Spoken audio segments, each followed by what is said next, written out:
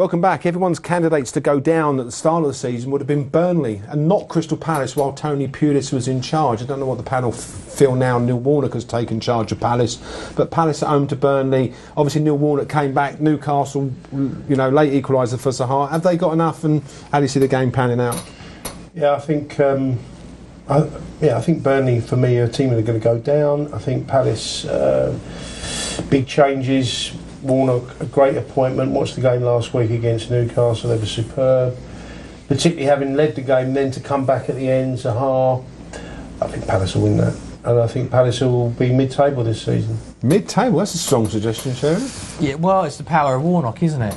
But yeah, he's not managed that well in the Premier League. I mean, he took QPR up, struggled with them. I don't care what anyone says, would have got them relegated before the change of manager there. And he's, it's different from getting a team up to keeping a team up.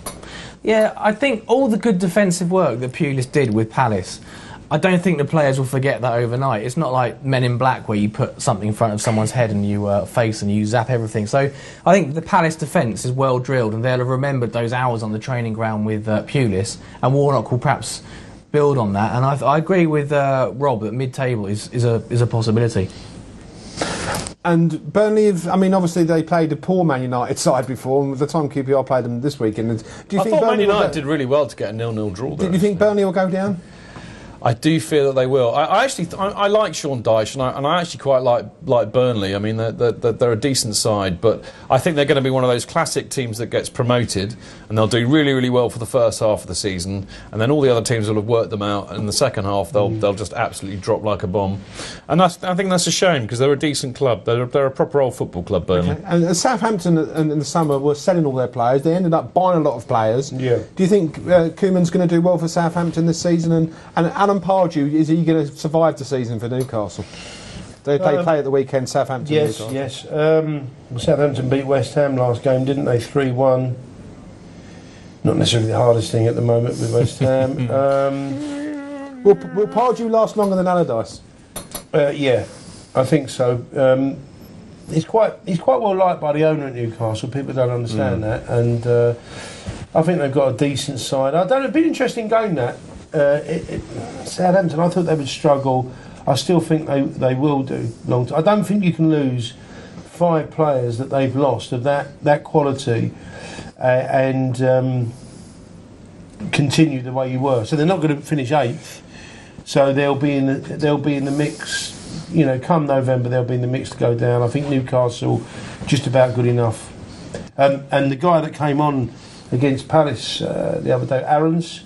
My God, what a good... We're talking right at the beginning of the show about the lack of quality of English players, and supposedly, I'll tell you what, he's a player. You watch out for him. OK, so Southampton, will they finish above Newcastle this season? No, Newcastle will finish above Southampton. I disagree. I'll tell you why. It's because Ronald Koeman, at his best, is when he's a coach of younger players and he's developing them, feeding them, not literally, but giving them knowledge. Feeding them little nuggets of... Yeah, well, fruit, no carbs. Does he regurgitate it? I haven't obviously seen that. Feeding him in Amsterdam, obviously. And Amsterdam, honestly. He struggles, though. He has struggled, allegedly, when he's been playing with or coaching established players. So I think Southampton this season is the perfect place for Ronald Koeman, and I think they'll shock a few people. I'm inclined to agree with Sheridan here, actually. I think... if you read the media about it, they sold most of their team and they didn't buy anybody. But it's completely untrue. They have bought some decent players, and I think Koeman is a decent manager. Who have they bought that's decent? Graziano Pelle. He'll get goals. They bought Pele, mate. No one. Do you know what? That really irks me. That no one should ever be called Pele. Different spelling, though. It's 2 L's. It's a different spelling. It's 2 L's. It's an Italian flat name. rule. It's a different flat rule. So at the end of the day, the weekend game, Southampton-Newcastle. Southampton. Can I just have a little Pele anecdote? Right? Yeah, quickly. I interviewed Michael Essien once. Yep. He used to play for Chelsea, right? And I said to him, Pele once said that an African team would win the World Cup. This is prior to the 2010 World Cup in South Africa. And he said to me, which Pele? And he obviously meant this one. And he meant Abudu Pele. Yeah, he was good. Yeah. Anyway, no one ever should be So called we're going Pele. for a Southampton win at the weekend? We should retire the name Pele. Southampton weekend? Draw. It's an exciting draw. OK, exciting draw. Stoke have done well to start the season. They won at Man City, playing Leicester. I mean, it's one of those Draw. Yeah. Down Midland Straw, 1-1. 0-0? 0-0 written all over it. Yeah. Let's do a hard working side. Of the three that have come up, they're probably more likely to stay up. Good manager, by the A lot way. of respect for Nigel Pearson. And they just bought Cambiasso. At the time, though, I suspect that Nigel Pearson was under pressure in the Championship the year before they went cigarette, up. by the way. Well, the year before they went up, it must have been pressured by the board. Sunderland, Tottenham. I mean, did Tottenham come back to earth with the defeat against the Did they? and sort of back to reality? Let Chidge take Spurs, he loves it. Go on then. Tottenham. Who? What? Why? Tottenham. Who are they playing? Away to Sunderland. Sunderland will smash them 5-1. We were poor at Loftus Road. Tottenham, are they now sort of coming back to earth but being beaten? I love Sunderland because they've got Patrick Van Aanholt, who I thought was a superb player. Could have been Ashley Cole's replacement, but we let him go for a £1.5 million. Massively good buy by Gus Poyet. But the point about Tottenham, do you think it is... You don't answer the They're question. laughable. In terms of finishing 6th or 7th again this season, No, Tottenham? not a chance. I think Pochettino, I mean, to be fair, to be serious for a minute, I mean, Pochettino, I think, is a good manager. But I think that, people used to say, and actually still do, that Chelsea is a basket case as a club. But, I mean, Spurs are a basket case. Levy in charge, the transfers they make. I just don't ever see it working out for them. I think perennially they're going to be 6th, 7th, 8th. That suits their business plan, though. And it suits their business plan. And one team that could well go down this year, one of my fancies to go down, West Brom. They haven't bought anyone significantly in the summer. They've got Everton, who have been... Just signed their most expensive player ever. Yeah, absolutely. Do you think Etta would be a success at Everton, by the way, just very quickly? I think Well, he has been. a bit player, really. But, I mean, Lukaku, I think is a good player. I think Martinez is a tremendous manager. And I think Everton will... if you talk about Tottenham, I think Everton will finish above Tottenham. West Brom need to get Lescott back. I don't know if Lescott's fit for this match. He's been playing for the reserves to try and get him fit, I think. They've got to get him back. I think he was at Euro 2012 for England. He was a really good performer for England, and I think Lescott's career. He's left Man City. I think he needs to have a really good season because I still rate him. There's another guy, Rodwell, who's at Sun. Just a final point on Everton, mate.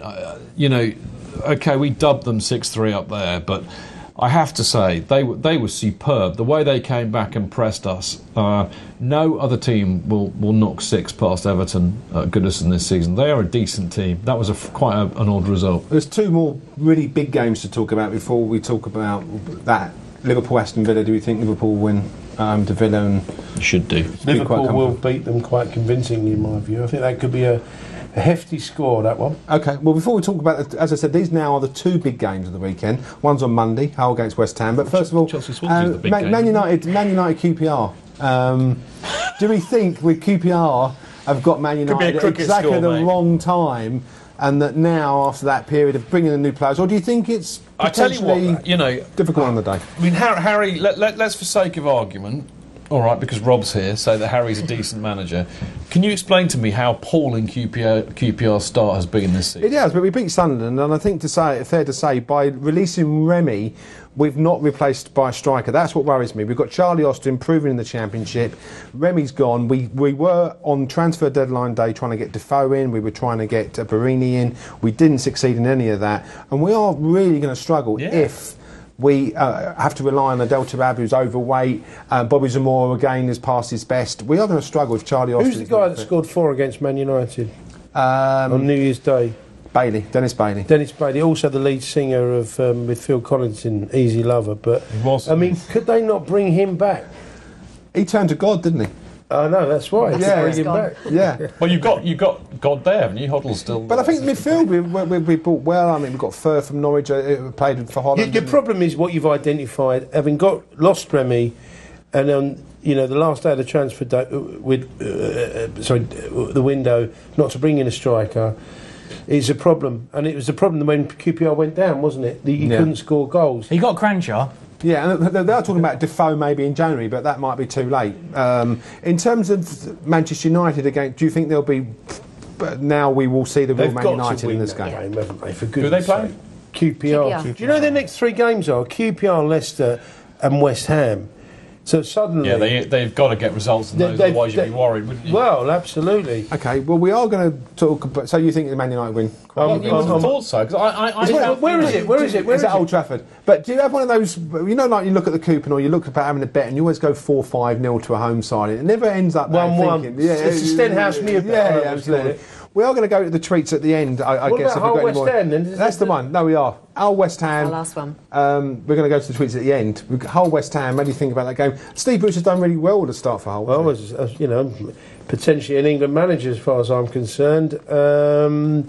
I think Hull will beat West Ham, and quite convincingly. Do West Ham find it more pressure to play at home than they do away? I mean, is it acceptable you go to Hull and get beat, but if you get beat by Hull at home, then the pressure mounts? Because Allardyce has not got that rapport with the fans whatsoever, has he? No, it doesn't help when you start mocking your home fans, and it's the whole thing is just is chaos, really. One of the two owners at the club doesn't want him, the other one does, and he wants to go, really, but provided he gets his payoff. And can I ask you, is it a myth, sorry to interrupt, but the whole thing that West Ham fans don't mind if they don't win a trophy every year, but they want to see nice football, is that a myth or is it true? It's not just nice football, you see, it's a combination of nice football and, you know, desire and you know, playing for the shirt. So Billy Bonds, for instance, was as big a hero than Trevor Brooking because he would chase back and make tackles. And they just want people to care,